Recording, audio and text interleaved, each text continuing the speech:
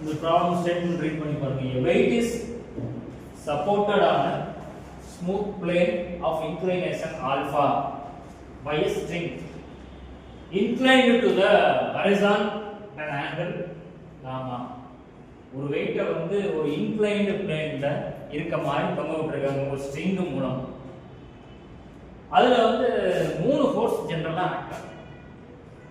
இங்க பாருங்க, forces acting on the particle R. first force என்ன? Normal reaction. இந்த நார்மல் ரியாக்ஷன்னா என்னங்கிறது உங்களுக்கு தெரியும். ஜெனரலா ஒரு பொருள் வந்து ரெஸ்ட்ல இருக்கிறப்போ, இந்த டஸ்ட் ரெஸ்ட்ல இருந்துச்சுனாக்கா இதனுடைய நார்மல் வந்து இந்த டைரக்ஷன்ல இருக்கு. எதுக்கு? Point of contact. என்னுடைய கையில இந்த டஸ்டர் இருக்கு, இதுதான் இந்த சர்ஃபேஸ். பாயிண்ட் ஆஃப் கான்டாக்ட் தான் இது. இதுக்கு பெர்பெண்டிகுலர் டைரக்ஷன் ஸ்ட்ரைட்டா இருக்கும். பாயிண்ட் ஆஃப் கான்டாக்ட்டுக்கு ஸ்ட்ரைட்டா இருக்கும். அதுதான் நார்மல் ரியாக்ஷன். அடுத்து இருக்கிறது வெயிட். இந்த டஸ்டருடைய வெயிட் கீழே இருக்கும் ரெஸ்ட் பொசிஷன்ல. இந்த ரெண்டு ஃபோர்ஸ் ஆக்ட் ஆகும்.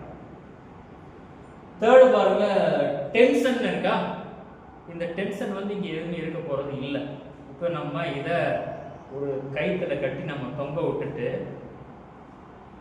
கயித்துல கட்டி தொங்க விட்டோம்னா இந்த வெயிட் என்ன செய்யும்னா மேல ஒரு எந்த பாயிண்ட்ல கான்டாக்ட் இருக்கோ அதை போய் அஃபெக்ட் பண்ணும். இதுக்கு பேர் தான் டென்ஷன். இங்க வந்து நம்ம ஸ்ட்ரிங்னு ஒரு வேர்டு யூஸ் பண்ணிட்டாங்க. ஸ்ட்ரிங் எதுக்கு யூஸ் பண்ணுவோம்? அதை கட்டி தொங்க விடுறதுக்கு தான். அதனால தேர்ட் ஃபோர்ஸ் டென்ஷன் இன்வால்வ் ஆகுது. இப்போ ஸ்ட்ரிங்கே எதுவுமே இல்லை அப்படிங்கிறப்ப ஃபர்ஸ்ட் ரெண்டு ஃபோர்ஸ் தான். ஸ்டேட்மெண்ட் பாருங்க, a weight is supported on a smooth plane of inclination ஆல்பாவா. இந்த மாதிரி ஒரு ஹரிசாண்டல் சர்ஃபேஸ் இருக்கு. இதுல இருந்து ஒரு ஆங்கிள், இதுதான் ஆல்பா. அந்த ஆப்ஜெக்ட் இதுல இருக்கக்கூடிய ஏதோ ஒரு இடத்துல தான் இருக்கு. எந்த இடம்னு எனக்கு தெரியாது. சப்போஸ் இங்க இருந்தா உங்களுக்கு தெரியும் வெயிட் வந்து என்ன டவுன்வர்ட்ஸ் டைரக்ஷன்ல தான் இருக்கும். W நம்ம வந்து ஸ்ட்ரிங்ல கட்டி தான் பவுண்ட் இருக்கும். டென்ஷன் இந்த டைரக்ஷன்ல tension active. Reaction normal reaction. Normal reaction எப்படி இருக்கும்? ஜெனரலா பெர்பெண்டிகுலர் இருக்கும். இங்க பிளேன் வந்து இன்க்ளைன்ட் பிளேன். நான் இப்படி போட முடியாது. Normal reaction is R. Tension T, weight W. இந்த ஆங்கிள் ஆல்பா. இந்த ஆங்கிள் என்ன? பெர்பெண்டிகுலரா 90. இது 90 மைனஸ் ஆல்பா. நான் இங்க இருக்கக்கூடிய ஆங்கிள் எல்லாம் ஃபைண்ட் அவுட் பண்ணணும். நம்ம என்ன பண்றோம்னா இந்த ஹரிசாண்டல் ஆக்சிஸ் இருக்கு இல்லையா, அது இங்க இருக்க மாதிரி ஒரு இமேஜின். ஹரிசாண்டல் இதுடைய வெர்டிகல். இது ஹரிசாண்டல், இது இன்க்ளைன்ட் பிளேன், இது ஹரிசாண்டல். இந்த ஹரிசாண்டல் ஆக்சிஸ்க்கும் இந்த இன்க்ளைன்ட் பிளேனுக்கும் இடையில இருக்கக்கூடிய ஆங்கிள் ஆல்பா. அதே தான் இங்க ஹரிசாண்டல் ஆக்சிஸ்க்கும் இன்க்ளைன்ட் பிளேனுக்கு இடையில இருக்கக்கூடிய ஆங்கிள் ஆல்பா. அடுத்து இந்த ஸ்டேட்மென்ட்ல பாருங்க, string inclined to the horizon at an angle gamma. ஹரிசாண்டலுக்கும் அந்த டென்ஷன் இருக்கு இல்லையா, இங்க தான் ஸ்ட்ரிங் இருக்கு. இந்த ஆங்கிள் காமா. உங்களுக்கு தெரியும் ரியாக்ஷன் வந்து இது ஹரிசாண்டலா இப்படி இருக்கிறப்ப ரியாக்ஷன் இந்த மாதிரி இருக்கும். பெர்பெண்டிகுலர் இருக்கு ரியாக்ஷன் இந்த ஹரிசாண்டல் ஆக்சிஸ்க்கும் பெர்பெண்டிகுலரா. இப்போ இங்க வந்து இதுதான் ரியாக்ஷன். இங்க பிளேன் வந்து இன்க்ளைன்ட் பிளேன். அதனால இந்த ரியாக்ஷனுக்கும் இந்த இன்க்ளைன்ட் பிளேனும் எப்படி இருக்கும்னா பெர்பெண்டிகுலரா இருக்கும். இந்த ஆங்கிள் என்ன வரும்? 90 டிகிரி. இங்கேயும் இருக்கு. இந்த மாதிரி போட்டுக்கலாம். இதுவும் 90 டிகிரி. இப்போ வேற என்ன ஆங்கிள்ஸ் இதுல ஃபைண்ட் அவுட் பண்ணணும்? ஆல்பா. இந்த ஆங்கிள் என்னவா இருக்கும்? ஆல்பா. ஆல்பாவா? ஆல்பா. ஹரிசாண்டலுக்கும் இன்க்ளைன்ட் பிளேனுக்கும். வேற இங்க வேற என்ன? Alpha minus gamma sir. Gamma minus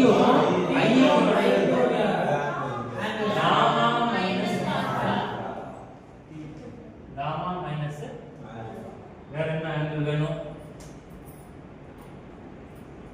சரி, இந்த ஆங்கிள் என்னது? 90. அதாவது ஹரிசாண்டல் ஆக்சிஸுக்கும் வெர்டிகல் ஆக்சிஸ்னு பார்த்தோம்னாலே அது 90 டிகிரி. அதனால இதெல்லாம் உங்களுக்கு எப்பவுமே தெரியும். இப்போ டயக்ராம் போட்டாச்சு.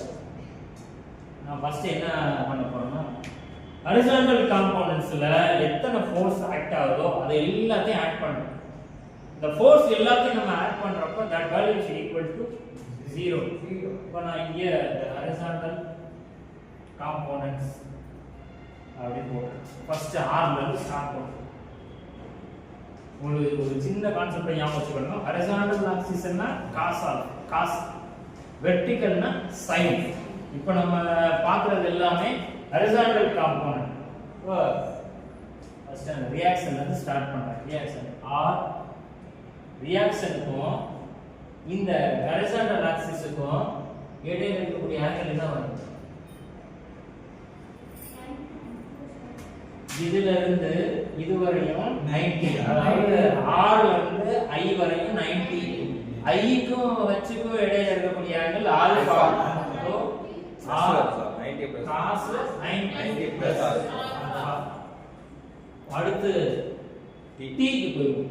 T plus T காமா மட்டும் தானே இருக்கு. T cos காமா. அடுத்து W க்கு போறோம். W வந்து டவுன்வர்ட்ஸா இருக்கு. minus மைனஸ் W cos 90 யா? 90. அதாவது இந்த 90 டிகிரினால cos 90.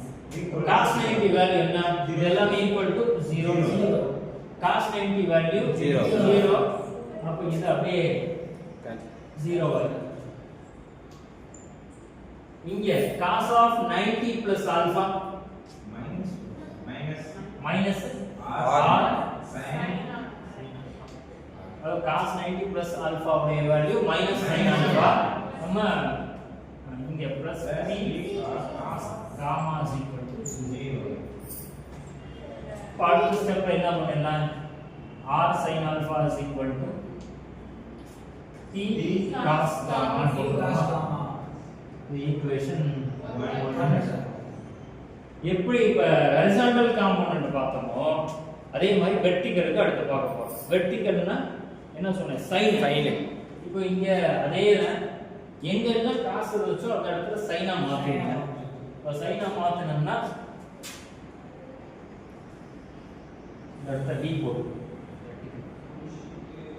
சைன் இந்த இடம் சைன்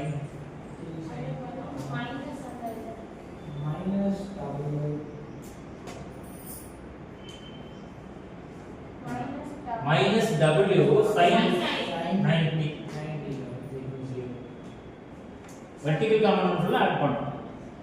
sin 90 வேல்யூ உங்களுக்கு என்ன? 1. அப்போ W இந்த மாதிரி வரும். இந்த minus W இந்த சைடு ரைட் ஹேண்ட் சைடு கொண்டு போய்ட்டோம்னா equal to W. sin of 90 plus alpha r cos இந்த இடம் r cos alpha மாதிரி வரும். r cos alpha அப்படியே இது அப்படியே இந்த சைடு கொண்டு வந்துடுங்க. which is equal to W minus T sin gamma. இந்த ஈக்குவேஷன் 2. இப்போ நம்ம கண்டுபிடிக்க வேண்டியது வந்து cot ஆல்பாவா? cot ஆல்பா நான் ஈக்குவேஷன் 2 ஈக்குவேஷன் 1 ஆல டிவைட் பண்ணிடுவோம். Dividing equation 2/1. இந்த டயகிராம் அடிச்சிருவா. இது அவ்வளவு தேவைப்படும்.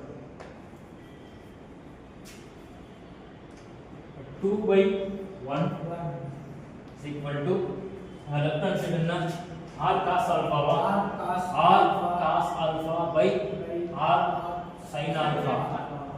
Right hand side w minus t sin gamma by t cos gamma வா. இங்க r கேன்சல் பண்ணிரலாம். cos alpha by sin alpha வந்து cot alpha வா cot alpha. cot alpha. இத என்ன பண்றேன்னா இத ஒரு பார்ட்டாவும் இத ஒரு பார்ட்டாவும் பிரிச்சது. இப்போ இங்க நமக்கு எப்படி கிடைக்கும் w by t cos gamma minus t sin gamma by t cos gamma னு வரும். t cancel ஆயிடும். sin gamma by cos gamma and